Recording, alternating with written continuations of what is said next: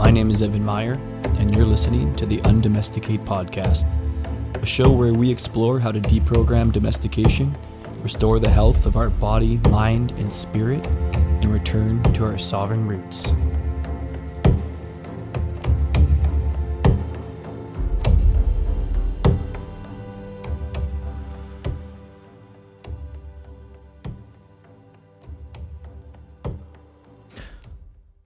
All right, folks, welcome back to the Undomesticate Podcast. I'm here today with Jaguar Hart.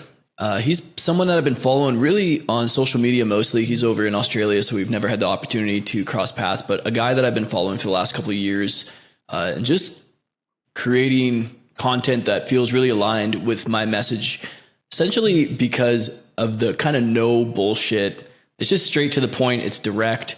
It's contrarian, but not on purpose, not just to be contrarian, but just because it speaks to a deeper layer of truth that sometimes gets stepped over, oftentimes in social media and the Instagram. I find, and maybe you agree with this, Jaguar, like there's these trends that tend to emerge about, especially on this kind of pop psych realm, about what people label things, and especially around the stuff I've seen you writing lately about narcissism and relational stuff. And that's really an area that I believe you do most of your work in, is around relationship. Is that kind of what you'd say you primarily focus on?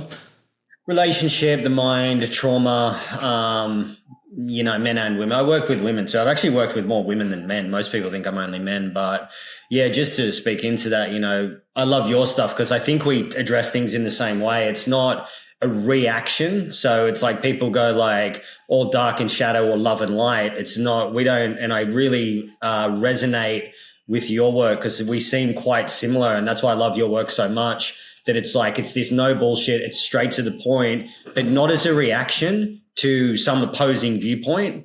It's like people say, if someone says you always want to be right. And I'm like, well, you always want to be right about me always wanting to be right.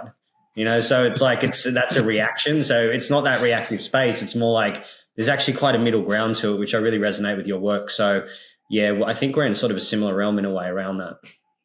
Yeah. I oftentimes find, contrary to what Instagram and social media loves, like the algorithm loves reactivity and reaction, right? And there's not a lot of level-headedness. I mean, there is a pull to want to, even the things that I say that aren't reactionary, they get taken out of context and people have massive reactions to them because they think I'm taking some like red pill stance or some sort of shit, when I'm just trying to speak honestly from experiences that I've had and, what I see in other people, and just try to, from a really grounded, level-headed place, which for whatever reason in social media, that seems to be like taboo to just to speak the truth.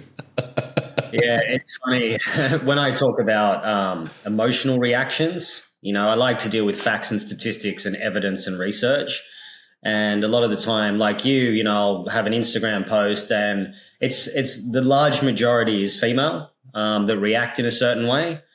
And I'm just like, if an Instagram post stretches you that far, like, you've got some work to do. It's like, it's a tile on a screen, like settle down for a lot of the part. And it's like you can see the de-evolution of communication between people, because it's become more and more evident that it's like these triggers happen, they fly off the handle. There's no seeking understanding, seeking context. It's like, this has gone through my perception. It's twisted into the shape that I needed to, and now I'm going to attack you. I've been told by women that I should kill myself, that I'm a narcissist, I'm a misogynist, just because I don't agree with feminism, and not from a point of equal rights, but what it's done to the family unit, what it's done to masculinity, from the deeper layers of it. I'm like, so these women that are telling me to kill myself, it hasn't been heaps, it's only been a few, or I'm a narcissist or a misogynist, or that I hate women. I'm like, so you're the display of femininity that you're saying is the answer to the problem with toxic masculinity. I'm like, do you see that there's a bit of a disconnect there? That's not really a very healthy display of it. So yeah, I get, and I say in, the groups that I run, I'm like, if you want to see where evidence really triggers people, just go to my comment section and you'll see enough of the way that that's dealt with.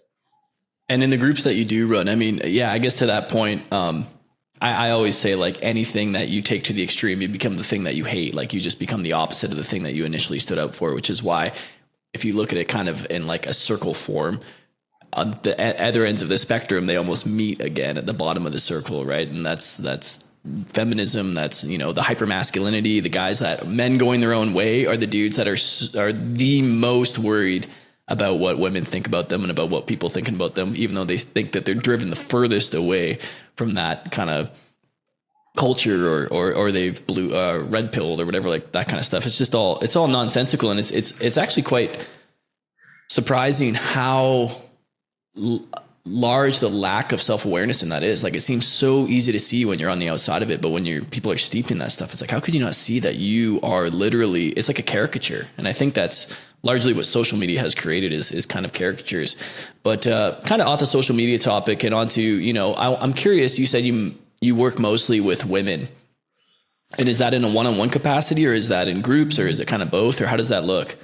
Yeah, so I've worked mostly with women, right? So I've worked with, I think I lost count at about 2000. So I worked specifically with sexual trauma for the first couple of years of my career.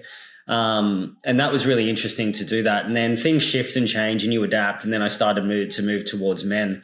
And, you know, the numbers are probably getting close to even now, but I've done more groups and things like that. But the women in sexual trauma is a real gift for me to work with that, because I got to understand just the wounding that creates. And because I'm a man, I was able to hold the space for women to transcend that, for them to be able to heal at the hands of being violated by a man, and then to be held through a situation where they were able to be vulnerable and open up and move through the programming of sexual trauma, and to be able to release that, to see the deeper layers and the deeper tendrils to that. So it was a really beautiful process. The reason why I get asked this a lot, you know, why I moved away from it, and it's not that I've moved away, I just don't make an active thing for it. I've got multiple female clients in one-on-one at the moment. I don't do groups of women. I do groups for men, because there's more power in the group for men than just one-on-one, because I'm sure you know this, being able to be seen by brothers and held is very powerful. Whereas one-on-one, it's kind of like a little bit more, it's a bit more hidden. So they're not, you know, really stepping out for accountability. And so men I work with in groups, and women I do one-on-one, because that allows the woman to really go into being held in a sense of safety. So yeah, it's mainly just one-on-one at the moment with women.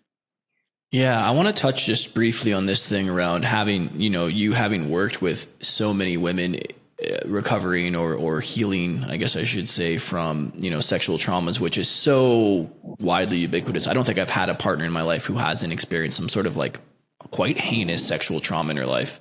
And I'm curious, like, for anybody listening to this, or maybe partners of women that have gone through something like this, that, you know, would like to create that opportunity for healing in their relationship. How do you, I know you're a therapist, right? Like a trained therapist, as far as I know, therapist. A coach and therapist. So how would like the layperson or man in a relationship that maybe cares deeply about his woman and her healing and stands for it, help her heal through some of these pretty big wounds, you know, more, because it can really fracture a relationship when this stuff isn't managed well. At least that's been my experience.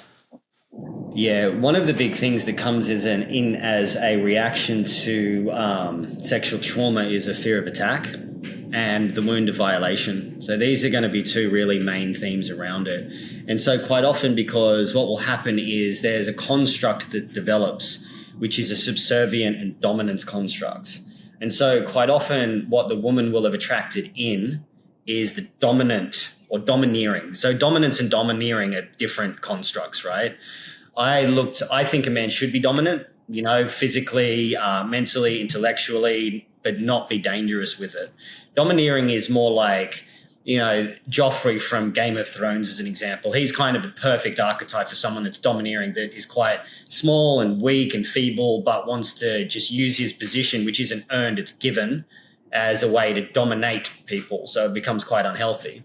So what happens in this space is the woman, because she's usually been violated by a man, and what will happen is that's the way that she will understand love from the child psychology aspect.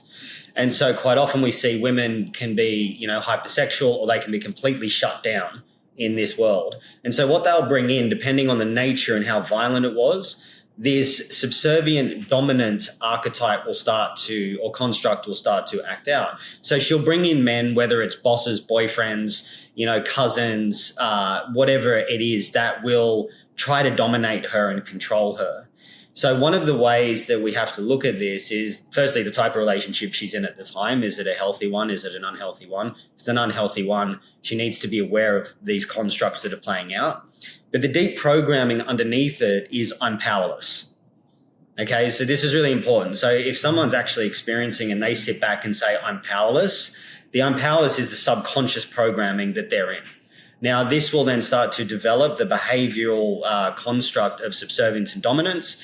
And then that's going to start to bring in the men that are going to treat them or just want sex from them, etc. So the way that I would recommend that, if they're in a healthy relationship, there's two aspects, and I'm sure you'll know this anyway, Evan, about what we need to bring is security and safety. So security is protection and provision, and safety is love and connection. And so what we need to understand, what the man needs to understand, is learning how to touch the woman through a sense of innocence without wanting sex from her. So intimacy practices are really important. So touching with clothes on, whatever the love language is, etc. Start to learn the language that makes her feel safe. And then, if she's been sexually wounded before, this will start to create a new experience for her. On the other side of it, you may get someone that's had it that really just needs chaos and destruction before they burn themselves down into the ground, because some women that have had this can be very chaotic. So for the man, what was that? Sorry? Say a little bit more about that piece around like needing chaos and destruction to burn into the ground. Sure. So quite often there can be such a deep wound that it'll be very difficult for them to even look at. So I did a post this morning which said, if you don't leave me, I'll find someone else that will. Meaning that they might have a good man, and if he's not chaotic and destructive or buying into that or playing into that, need for intensity, because what happens is when the chaos and destruction comes in, they push away. So they create the separation so they can have an intense reunion, because they mistake fear and chaos for love and intimacy. And that's the way that they grew up. So they're just trying to recreate that, and they do that. And then what this creates is a sense of instability. It's the process of idealize, devalue, discard, and Hoover, which is, this process isn't specific to narcissists, but it is a tactic of a malignant narcissist. Now, I'm not saying that women that have sexual trauma are malignant narcissists, but I'm saying that they can use a method like that, because quite often what happens is when they're a little girl, they will have this sexual encounter with a parent or an uncle or whatever, or a brother. And then if they bring it to them the next day, they can be discarded and said, don't talk about it. You better not ever tell anyone. And so they get used to this idea that they're idealized, so they're groomed. Then the action happens and they're devalued and then told, get away from me. And then when the perpetrator is ready to come back, they'll start to pull them back in through the hoovering cycle. They then mirror that in their adult relationships, which forms the instability, chaos, destructive nature that can happen from that. And if there's no problems, then they'll certainly try to create one. What we really have to look at here is that it's an adaptation. Any sort of malignant narcissism or malignant borderline is a reaction to complex PTSD. So if you look at it from the underlying terms of it, which is CPTSD, you deal with the CPTSD, you can start to maybe work on the malignant aspects. But if you're not a malignant narcissist, because they just can't look at themselves, what will happen is they'll start to dissolve this programming over time as they start to notice their behavior, and then their fear and excitement and chaos starts to become less attractive as they get a little bit older.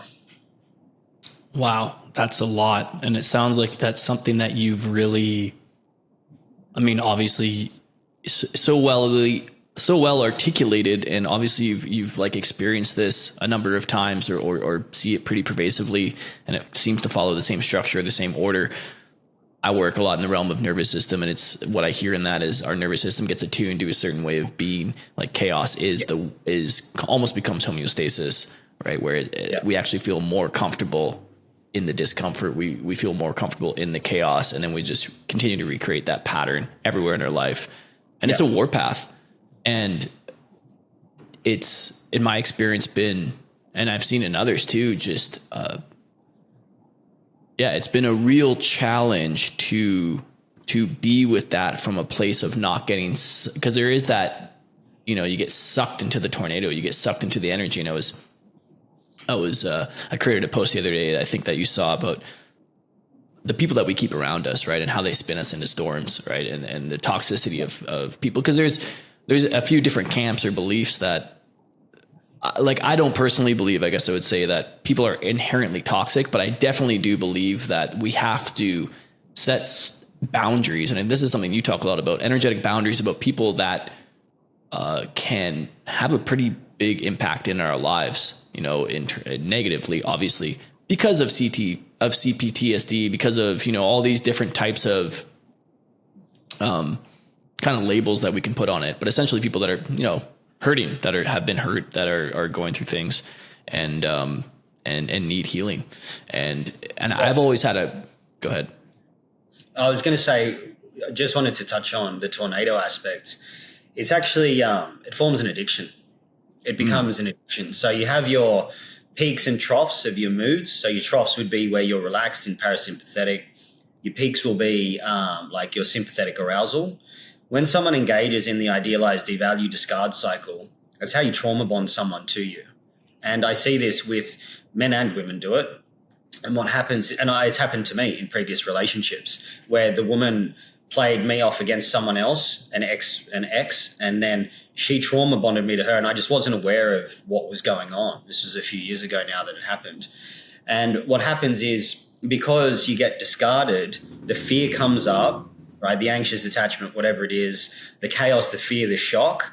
You release a lot of adrenaline and cortisol, and then you start to become addicted to that with this person.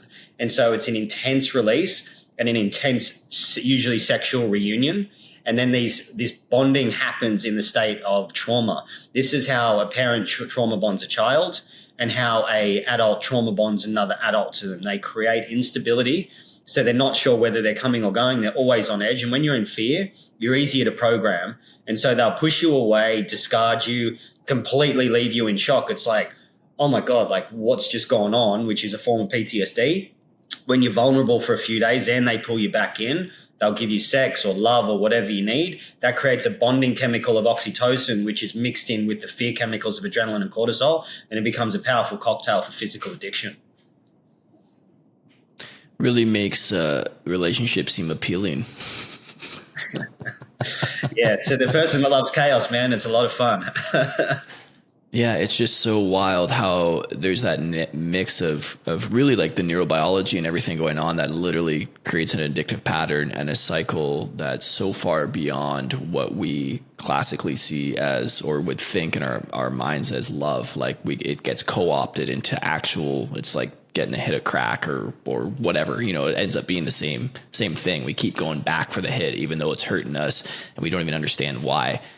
And to that piece around fear, and like we are running a program at that point, right? I don't even think oftentimes we're aware. I think a lot of people, or maybe even all people listening to this podcast or watching this, can recognize a relationship or a time where they it's like they came out of a fucking, a swamp after a relationship, just shaking their head like, what the fuck just happened? Like, where was I? What was going on? Who was I? Right. Yeah. And so I kind of want to talk a little bit more about relationship, being someone that works with people so abundantly, I guess, and have worked with both men and women in relationship. What do you think the biggest issue, like right now, today, that people are facing in relationships? Yeah, it's a really good point. I'd say the biggest issue is the inversion of our natural essences of femininity and masculinity. And so it's like women are leading relationships, the mummy's boy, which is really a result of feminism, because it split the family up, and the woman went into the workforce, which is fine. If that's what they want to do, that's okay. It's an interesting thing because I get slammed a lot because of the way I talk about feminism. But we're in a society where there's nowhere that women don't have the same rights as men, and it's like, it's kind of a moot point. And people talk about the pay gap, but I mean, that's been largely disproved many times already around that. And so people think that it's like this patriarchal dominance. I was researching on the American Psychological Association website. Patriarchy that they talk about is 1 million men. 1 million. That's who they define as the patriarchy. If you look at that at the global population of 8 billion, it's 0.0000125% of men that represent a patriarchy. So we don't really live in one. I feel that it's more of an excuse. But if we look at, and this is really important, we look at custody of children, 80 to 90% go to the mother. Teachers are 80% female and therapists are 85% female. So we're looking at our boys, they're being raised for the majority by females. Now, that's fine if you want to raise a largely effeminate male. That's okay. And there's a reason why they want that, to destroy the family. It's not even if a father around is a significant factor. It's the determining factor in the health of a child. Not a factor, the factor. And so if we look at, a daughter that grows up without a father, she grows up with daddy issues. We look at a son without a father and he grows up becoming effeminate. And so the biggest issue I find in this is we have, I'm 40 years old now. So it's like I see that men my age and younger in their 30s and 40s are up against this challenge of, being put down, emasculated, and that being celebrated through feminism or femininity being the cure-all and answer-all to everything, and masculinity being this toxic, aspect that just, is basically unnecessary.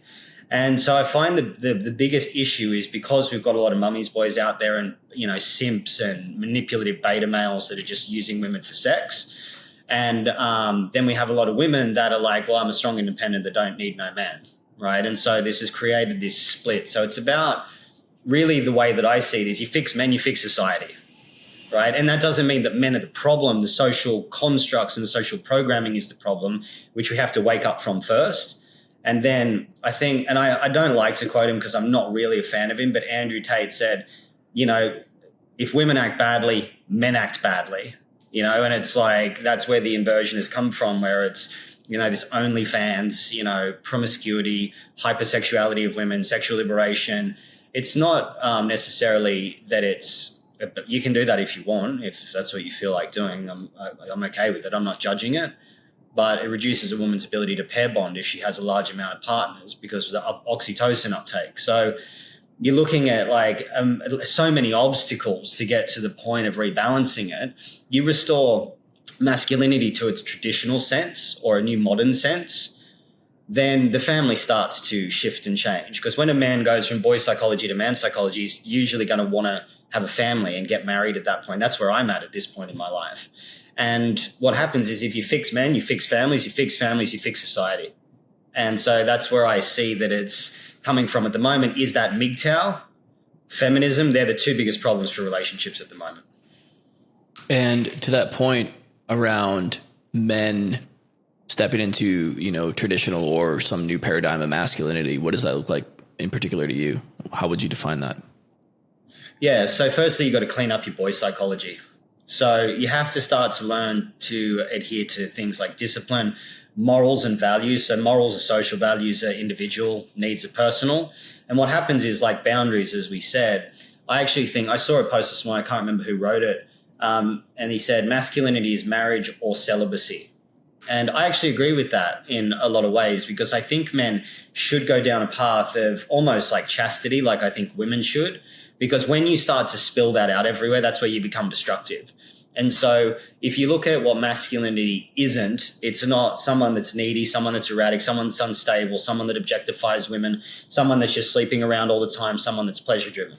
So we look at what masculinity isn't, and then we start to look at what masculinity is, which is more like we're more analytical, we're more disciplined, we're more around integrity, we're more around building things. So we have to start harnessing these natural things that we look towards, harnessing our aggression in a healthy way, learning how to defend ourselves, learning how to be confident and competent, learning how to lead by inspiration rather than ruling by fear. So these typical traits, I'll read some out because I taught this in my masculinity group the other week, and it's quite an important thing to know because I looked at couple of the biggest men's groups out there, and they said the traits, and I'll just read 10, I'll get through them quickly, of healthy masculinity are embracing and expressing a full range of emotions, but except anger, That's the social aspect of it. Validating the feelings of others, being willing to cry, being vulnerable, asking for help, valuing the lives of girls and women, treating all people equally and anti-competition, which competitiveness is part of masculinity. Never, ever using control or violence, never using gender-based attributes to bully or discriminate. I mean, because this is even on a list of healthy masculinity, that is automatically discriminatory anyway, because if it wasn't, it wouldn't be on a list of what contributes to healthy masculinity. It wouldn't be on there at all. So I found that interesting. Never use language to denigrate women and girls, having an interest in women and girls outside of sex, so having female friends and female mentors. Now, if we look at that, and then there was a study by Harvard, I think it was 25 years or something like that. Let me just jump in. Who wrote that? Who wrote that guidelines right there? A collaboration of 3 or 4 of the top men's groups that I've seen out there. And these were the common traits that I brought together. So okay. it was a masculine-based men's groups. Okay. So then I was looking at what are the stereotypical aspects of femininity and masculinity. So we have the feminine: nurturing, agreeable, collaborative, adjusting, modest, emotional, warm, restrained, interdependent, relational, patient, connected, follower, context dependent, and humble. Those lists are almost identical. They're just different words. Mm-hmm. Now, if we look at the Harvard study for stereotypical masculinity, it's self-reliant, assertive, competitive, influencing, confident, analytical, brilliant, decisive, independent, individual, self-promotional, risk-taker, separate, leader, context independent, and bold. So these are long-term studies that they did to integrate that. So it's interesting to note that these men's groups out there are largely promoting men to be like women. Sorry. So there's nothing, and one thing that I just need to say is there's nothing wrong with feelings. There's nothing wrong with honoring your feelings and going through it. But it's when that starts to spill out into like, I need you to hold space for my feelings. And I had that with a client recently where her partner was saying, she was going through a hard time, and he was like, I just need you to hold space for my feelings. And she's going through a brutal time, right? Like really like the hardest time of her life. And he's complaining that she's not holding space for him. And I'm like, that right there is part of the problem. And he's not going through much. It's just a normal day. Yeah. There's something that I work with on my clients a lot. And it's like this disparity that the idea of equality in a relationship actually doesn't exist. And that's not, we get caught up like in this. I think a lot of us have been programmed, men and women, that, okay, I hold space for you for 30 minutes and then you hold space for me for 30. It actually doesn't, I've never seen it work in a positive light that way. Like, yeah. Men need other men to hold especially there's just certain emotions that women just can't hold. I've figured out. It doesn't matter if she wants to, it doesn't matter if she says she can. I haven't, like, their nervous system just isn't built the same as ours. It doesn't have the same tensile, rugged kind of strength because of hundreds of thousands of years of having to do heinous things to other humans, to animals, to you know what I mean, that we've had to do that generally women haven't, has built this kind of structure to our nervous system where we can handle large amounts of energy directed at us in a way that 99% of women can't. And we've been raised in this society where we believe that, especially like new agey kind of conscious relating, where it's like, you're gonna hold me, then I'm gonna hold you. And I've just recognized that I've tried that shit and it has never ever fucking worked. It works up to a point. I can get a few minutes, but it's like, okay, actually, you know what? I am gonna hold your stuff, and then I'm gonna take whatever you brought me that I can't be with, or whatever's going on in my life, and bring it to my men, because they can hold it a lot better, and because they understand me in a way that you don't. You'll never understand the burden of my life of like pursuing a purpose and the letdowns in that, and the struggles and the war in my world that I feel like I'm facing when I'm trying to live into my masculinity. I can't bring that to a woman. And the biggest mistake I see with men is that they do, and so there's this like, there's a lack of reciprocation that guys get butthurt about, and then they feel like it's unfair. And it took me years to realize, like, oh, this is all on me. No wonder she's like scared or turned off or, resentful or annoyed or emasculates me in tiny little subconscious ways. Even a good woman, she's not purposely trying to do that, but there's just like this, it creates this discord in the relationship that I have noticed. And then once I started working with a lot more men, just seeing how common that is. And there's this resentment that builds in men, because I think, and maybe you have some points on this, but so many men have a lack of brotherhood that they can bring this kind of stuff to.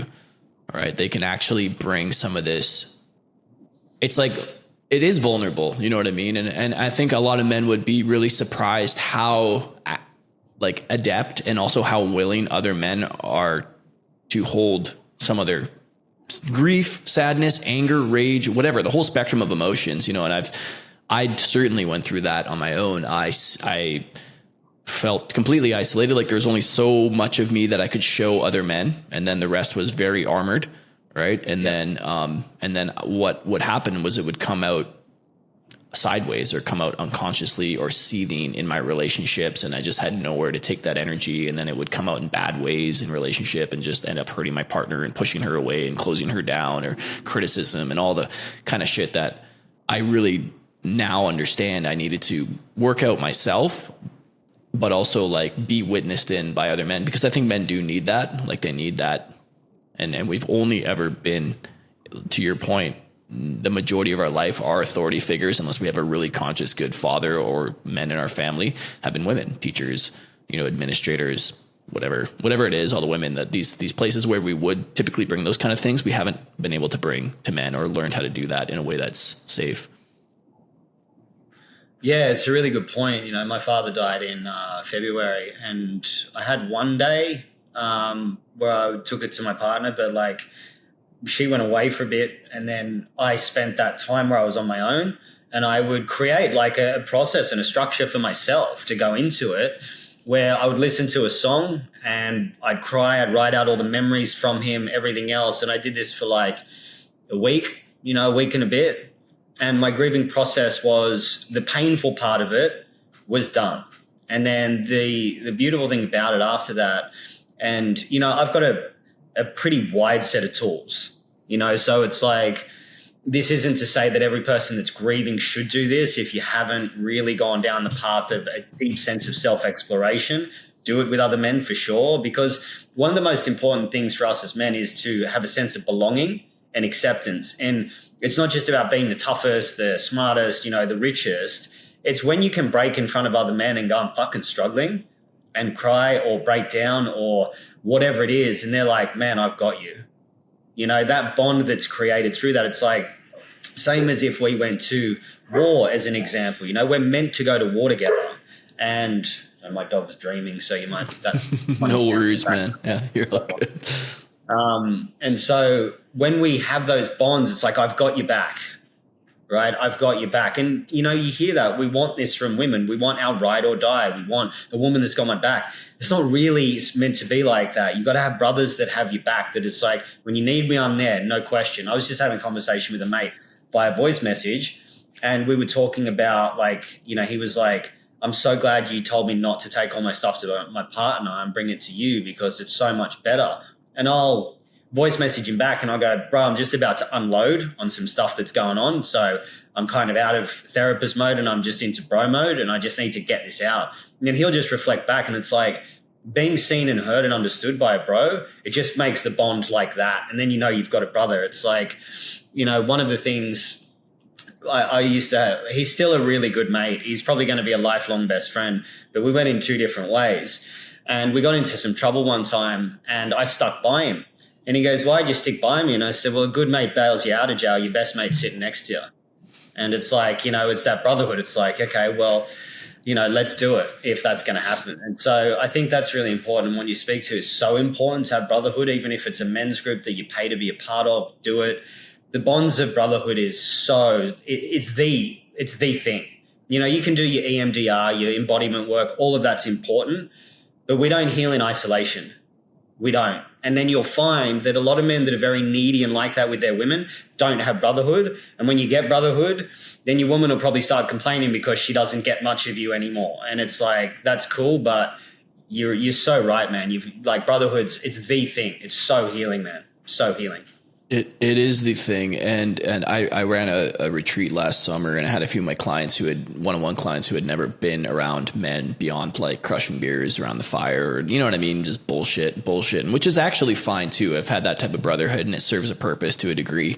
But, what I find with men in particular is if you really want to take it to that place, at least initially, like it blew these guys' minds. You have to create some sort of ritual or kind of container around it, because oftentimes for so many men, that's what it takes for them to actually open and get vulnerable, because they've received, you know, I can speak from my own experience, just that was not allowed, right? There was not really permission for me to go there. So I had to, and I'm so grateful that all happened, because it took me on this journey to meet good men. But, I want to speak to one point, and it's a post that you made a little while ago, and it all kind of wraps into this. And one of the things that you said in regards to kind of this crisscrossing of femininity and masculinity and how it relates to holding space and all that kind of stuff. You said, if you want a masculine man, stop trying to force him to be feminine. And I think that's such a powerful thing that we see that's so pervasive, even relationally. Like even women, I find, are oftentimes running the program of what they think the new, you know, how men should relate to them. And then I had the experience of them kind of being disgusted by getting the things that they're asking for in relationship, because it's not really what they want. Yeah, totally. Yeah. I'm glad you brought this up, because this is like that post. I think I lost like 2,500 followers in a few days. It was like, cool. Like there's that one. And then there's like, I think it was femininity as a woman is good, femininity in a man is not. And that was as another huge one. I actually had to turn the comments off, because I was getting just slaughtered by people for it. And I remember where I was at the gym, and I was just like, oh, okay, yeah, cool. Did it, threw it up, didn't think anything of it. And it just turned out to be super controversial. And I probably should have worded a little bit better, saying, you know, too much femininity in a man is not right. Because why that's important is, you know, when a woman says to me, I want my man to feel deeply and be vulnerable, blah, blah, blah. I'm like, then you want a girlfriend. He's not going to be reliable in situations when it's difficult, where he's going to be the rock for you, where he's like, you come home on a Friday night and he's sensual dancing, rubbed in coconut oil or something like that. He's not going to find that attractive, right? You know, it's like, that's not an attractive, well, it's not, certainly not to me. I'm not going to do that. You know, I'd rather be out doing jiu-jitsu or something hard, right? Like that's what I want to be doing. And so the reason why they want that is because the men in our society have gone MGTOW red pill way, which just completely devalue women massively. So they're not going to feel safe with them. So the automatic adaptation to that is to try and find something that's similar to them, because they don't understand the opposing force. And it goes the other way too. Men have largely they don't understand women so much. And the constant demand from the woman on them to be understood, the only way they can go to consciously try to understand that is to say, I just need you to be like me. So let's go do girly things. Let's sit down and let's talk and let's gossip and do all that. And I'm like, at the end of the day, like, I don't want to do that. I've done all my stuff during the day. I've gone out. I've, you know, built my stuff. I've helped other people. I've been on point. I've been on purpose. I've trained. I've like gotten all my energy out. Because as men, it's like we're meant to handle intensity, but we don't want intensity. I want to be empty. I want to be still and empty. That's why we do the intense things, so we can achieve emptiness. You know, exactly. That's like kind of the paradox. We do all the hard shit because we think at the end of that we'll be able to rest and relax as emptiness. Same thing. Yeah. It's like working your ass off in jiu-jitsu, challenging your body, getting choked out and stuff like that. There's a feeling of relief that happens after that that's pretty unparalleled to anything else. You know what I mean? And I would say that same thing with a hard day at work or doing something hard. I've always been an advocate for men, and people are going to get so sick of hearing this, of at least one period in your life just doing hard physical labor as a job. Like it could be a summer job, it could be whatever. I did years of it, you know what I mean? And that is, not only is there a lot of brotherhood in those jobs because it's primarily men, but it's just learning how to work fucking hard and like use your body in a way that you can touch that emptiness. And I would say, that's a bit tangential, but to that piece around, you know, the women wanting men to gossip or whatever and sit around and, you know, smell flowers. Men also hold that in the way that they want women to be like fully in integrity all the time and be on time and like all the things that they, you know, I work with so many men that are so frustrated with their partners because they're like, fuck, she said this one thing and then she did the other, and and I'm like, well, then you should date a dude if this is the stuff that you want. If you want a guy that's like, you know, if you want someone that's going to be like you and like just do everything that they said they were going to do and remember everything they said and like, and be one emotion at a time and not flip flop and all that kind of stuff, then go fucking date a dude. And they're like, oh shit, because we're not really celebrating the differences in that. Instead, we're finding ways to pick apart why the opposite sex is not more like us. Right. Yeah. And I don't know, somehow that got all, and of course we could bring in the whole conversation about just like the dissolution of even this conversation is so contrarian right now in terms of even gendering anything at all, that it's all become kind of this muddled puddle of human that we don't really have anywhere to plant our flag or to stand on either side of like of any of this, right? And then we're wondering why our relationships are struggling. We're wondering why we're in these zero polarity, non-sexualized relationships are existing, because we're trying to either be too much like the other or make the other be more like us. And I'm so curious. One thing that you said, like after a hard day of work, I don't want to do all this shit. I don't want to go out and do all this stuff. Like, how many men would feel so much better and how the relationship would be so much healthier if they were just willing to say no to the shit that they fucking say yes to because they think it's going to make her happy. Yeah, man.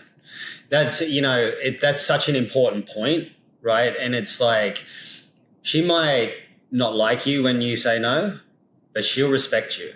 And as men, we want respect. Women want love, men want respect. It doesn't mean that you disrespect women. I had this person just going at me the other day. She's like, you're disgusting. You think women don't deserve respect. I said, I actually didn't say that. I said, men want respect and women want love first and foremost. That's acknowledgement for our contribution to what we bring. We want to be the hero. We want to, like, our woman to say, fuck, you do a good job and you just handle shit. You know, I've had someone say to me, a former partner, say, the thing I love the most about you is you just handle shit. When you say you're going to get something done, you get something done. We were together for nearly 3 years, and there's one time in 3 years that I wasn't available or reliable for her, and that was something happened at 3 o'clock in the morning. That was it, and my phone was off. So it was like, it was just not possible for me to be there. And so that's a really important part. And part of that is to say, like, I saw this post once and it said, test him 1,000 times, then 1,000 times more. Now, I use this example a lot. It was on a feminine polarity account. I was like, are you fucking serious? Test me 1,000 times. That's once a day for 6 years. That's abuse. That's manipulation and abuse. I don't want that. Like, test me every now and then. Sure, that's fine to make sure I'm solid. But it's like one of the ways, it's like, you know, babe, I'm not really in the space for this right now. But if you give me an hour or two, let me get some alone time, I'll come back and I'll listen to what you have to say, because I want to be available for you, because I know it's important that you feel heard and understood. You say that to your woman, she probably won't bring the problem back in an hour. Most of the time anyway. And it's like, this is what I also teach men this. It's like love and connection, love and connection, love and connection. That's what they want. And so you reflect back what they say. And then one of the things I always say is, I really hear you. I understand, you know, I can feel what you're going through and you're upset. Do you mind if I just hold you for a minute? And then we can deal with what the problem is after that. That's actually probably a bigger gift to her, that like that's a deeper cut at what she actually needs in the moment, because it's oftentimes not the noise, as I would call it. Not that the subject isn't important, but oftentimes it's just these nascent flutters of stuff that's coming and going. And we all have that. It's just like I was saying, like your emotions are just, they're like indigestion is what my teacher would always say. They're just like, if you focus on them so intensely, then it's amplified and you're feeling it all the time. And I think the same is available in partnership.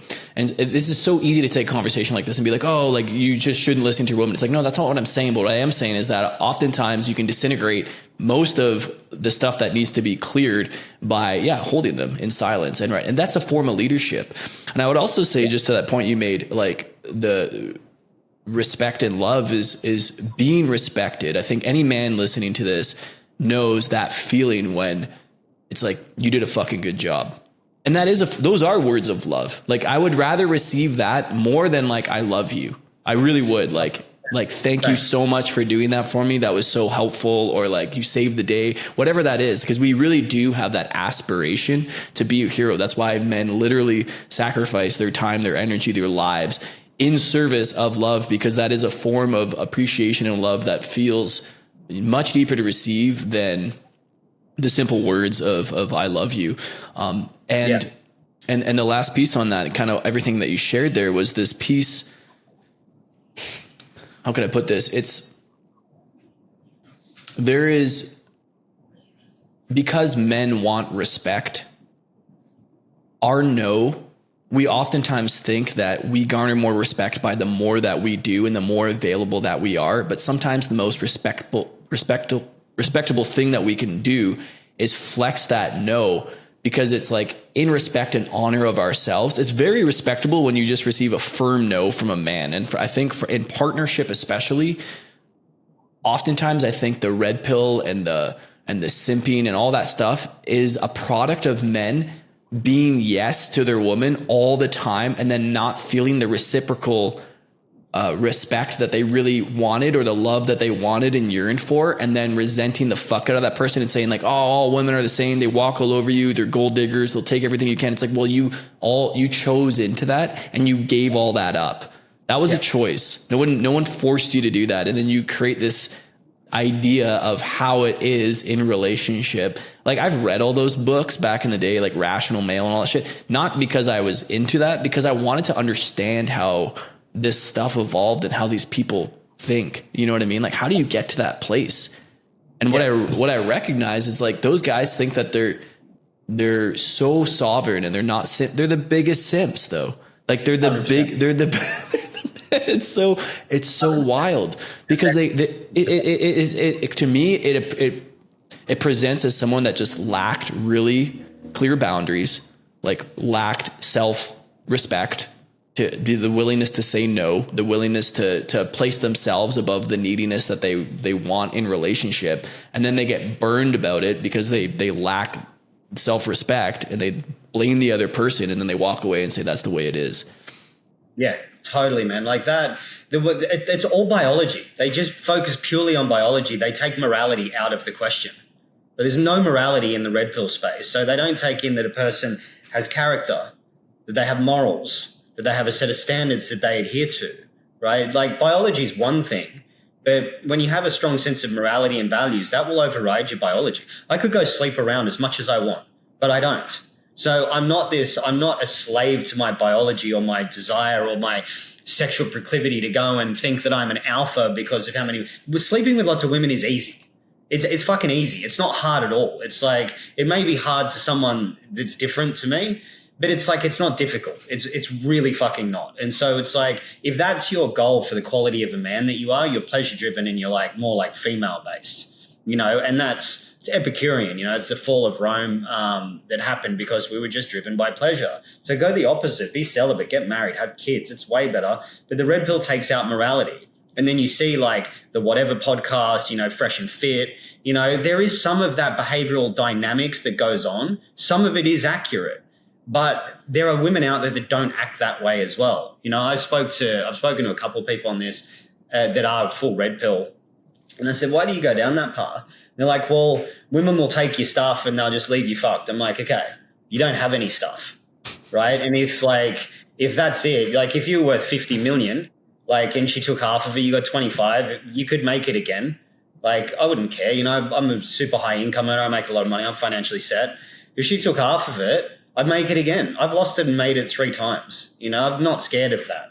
And then the other thing is, okay, so you broke my heart. So I'm actually scared of getting hurt. So that's your alpha position? Really? That's where you want to hate women from, exactly. Is of being a little boy. You know, it's exactly that piece. Yeah, it's the reactionary that you're talking about. It's at the beginning of this conversation, it's a reaction to the fear of like being vulnerable and getting your heart broken. And, you know, to your point around just any man that has actual status, you know, that's not feigned, isn't worried about the impact of they're not fighting for pennies and scrounging, you know, for these things of that might happen. What a What a miserable way to live your life. There's actually that kind of dovetails into this. Another kind of quote that I pulled from your Instagram. It says, "Don't chase women to satisfy an addiction to pleasure. That's weak. Instead, become worthy of being a husband so the right woman shows up." Yeah.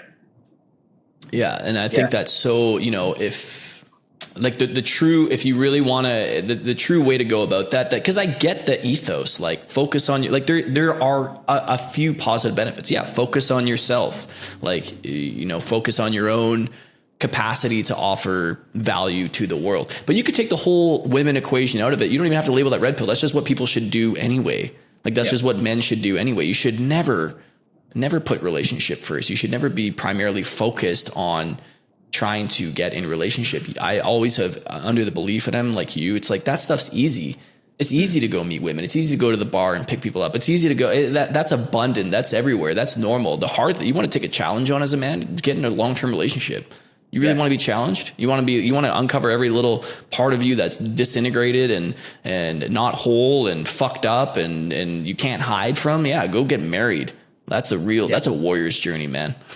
100%. Same with being a father, and moving into that space. And it's like, that's right. To go back to the point, it's, that's man's psychology where it's like, and, you might through that time as you're transmuting that energy, you might go from, okay, cool. Like, I have to go from one relationship and then leave that relationship if that's not serving me, because that was part of the catalyst and fire of transformation.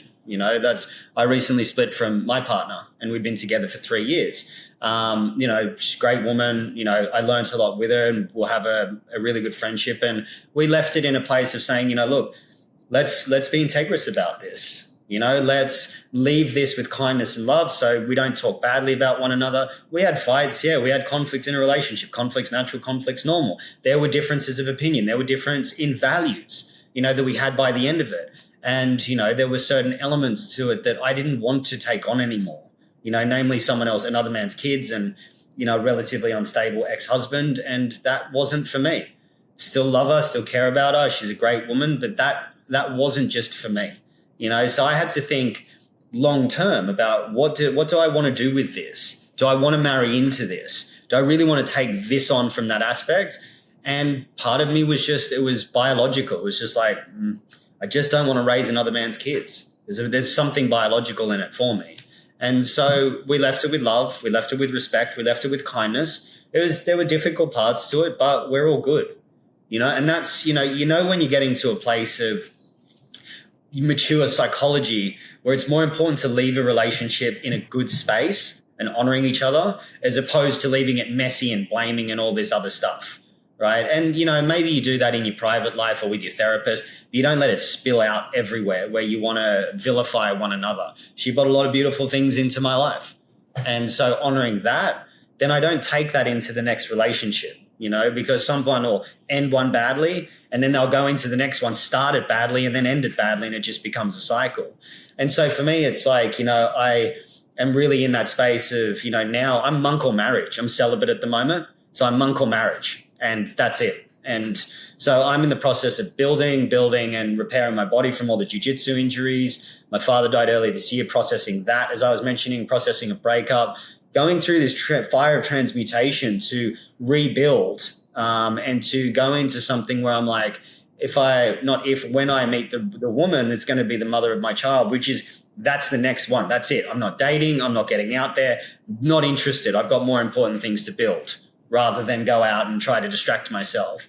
And so that's where I sit really deep in that transmutation process of what does it look like to be a good husband?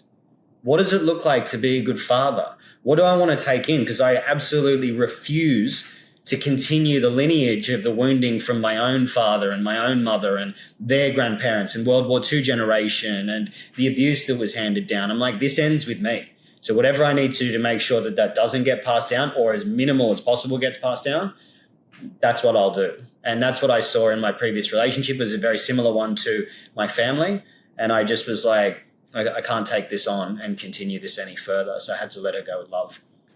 Yeah, it's interesting. One thing that really stood out to me there is this piece around so many men talk about like clarity on their mission and clarity on their purpose and clarity on so many things in their life, their fitness, their health, whatever. Like this is what they're driven, all of that. And then when it comes to the relationally, there's also, it's completely out of integrity. It's not even out of integrity, but it's like a complete 180 where it's like, yeah, but then go be out in the world and date lots of women, da, da, da. And there's like not a lot of, and what I heard from you and what you shared is just like this crystal clear clarity, which is so refreshing and unique to hear from a man, where it's just like, yeah, this is what I want. This is what I'm waiting for. This is what I don't want. And like, that's a pretty bold declaration to make, like really look at things honestly and be like, you know what, actually, I'm not willing to take that on in my life. And this is what I'm really here for. And having that level of clarity relationally, I think for so many men, they just take whatever is given to them and there's like the scraps and they don't have that clarity. And then it comes back to that cycle. And then they end up, the relationship blows up, they're resented. And then they start to form a whole opinion, a whole idea of what the dating world is like, what relationship is like, how it has to go and how it's going to end messy and how you're going to end brokenhearted. And of course that just becomes the self-fulfilling prophecy for most men, right? Where they just tend to recreate that over and over and over again. And there's a lot of other things contributing to that, but it's so rare that you meet a man that's lives in that space. It's like, well, if I'm not going to pour my sexual energy into a woman, I'm going to pour that and transmute that energy into everything else in my life to create what I want, to be on purpose, to be on my mission. And I think so many men miss that, because they either go, well, I'm in a relationship with a woman and they, they're kind of hyper feminized and in this neediness, or they're like on OnlyFans or whatever else, that kind of shit. And all their energy is being dispersed in that other direction. And then they're wondering why they're not magnetizing the women that they really want. Yeah, and I appreciate the reflection and picking up on that because it's a really important point. And only I would reflect back that a man with clarity could pick up on another man with clarity, of where they're going, what they want, and to be able to see that. So I just want to reflect that back to you. So I really appreciate and respect that. And, it's like I've done all that, I'm very open about who I was. I used to do that. My nickname back 10, 12 years ago was the Wolf of Wall Street guy because I was in the investment world and, I was a womanizer. I was sleeping around. I was doing all of that. I don't have a good history in that world if you look from 10 years ago onwards. I don't, and I own that. But I know through that bad behavior what I would never want my son to be, what I will never be again. So to be 40 and to be single and going, I'm monk or marriage right now and I'm celibate, I'm not interested in entertaining or distracting myself. I got a lot of good things I can do with my time. The last thing that I need is to bring the chaos of dating into it. And then I just trust God or life or universe, whatever, moniker you want to name it. That's going to drop in the woman because I'm in integrity. I'm clear on what I want. I'm like, monk or marriage, that's it. And I'm happy alone. I've slept around. I've done all that. I've sown my wild oats, so to speak. There's nothing for me in that world. I don't think there's anything for anyone, man. I was in that world too. Like, that was my 20s for a good solid decade and some, right. And it's just like, there's a pretty clear and distinct end to that you hit and you're like, oh, okay, cool. I could recreate this over and over again for the rest of my life. And I think for men that haven't had that opportunity, I mean, we're not socially awkward. We're good looking dudes. Like it's probably comes easier to some than others. But for men that haven't experienced that, it's just like the people that talk about being super wealthy. They're like, it's not, you get here and it doesn't fucking matter. I would say like the same is like, yeah, you could have lots of women and then what? And then what? You live in it's shallow like everywhere else in your life, right? It's like it's just a reflection of all the other areas where you just dip your toes and never actually get any depth of experience or experience true profound love or a woman that really is your ride or die. You're not going to get that meeting women online or at the fucking bar. Like, you're never going to have that experience. There's a whole part of life that you're never even going to get exposed to, and I've never met a man that's in his 40s and 50s and beyond, maybe not never, but rarely meet a man who feels like that lifestyle is fulfilling. You can just feel on him some part of him that's just completely unfulfilled and lonely and isolated. And like, look at Dan Bilzerian or something like that. Like those kind of dudes. Just man. Hey, he's miserable, man. He's a miserable dude. You can just see it all over him.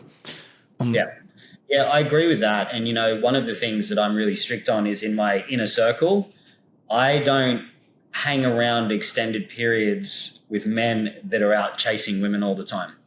Those guys, like, they're pleasure driven. They will betray you in a second. They're the sort of guys that would fuck your girlfriend behind your back.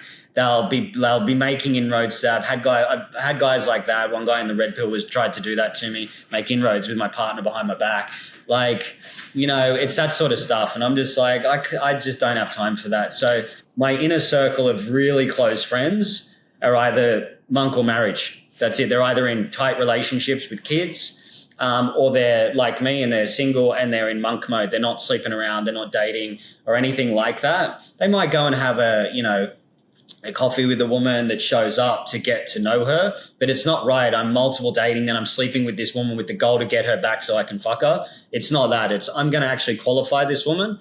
And if I feel like I want to qualify her further, then I'll go to the next time to meet her, then the next time to meet her. And then I'll see if we've got shared vision, shared values. We want the same things. We're at the right age. Is there, good communication? Is there an opportunity for friendship? Is the respect and admiration there? Is she willing to follow? Be it, am I a good leader to inspire her to follow?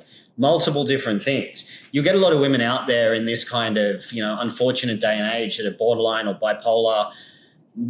Some of those women are the ones that cry the loudest, that men don't lead, but they're the ones that aren't willing to be led. So you've also got to be careful with that relative to being a man and being able to identify that.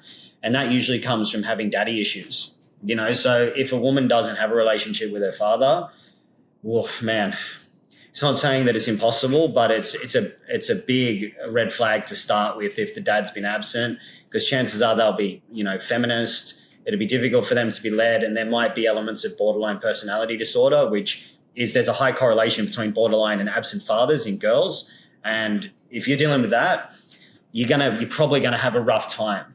So that's why monk or marriage is really important. So you go monk mode and you start to qualify the woman.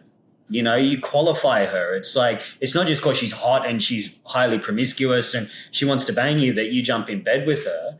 It's like, no. That's going to wear off within a couple of years.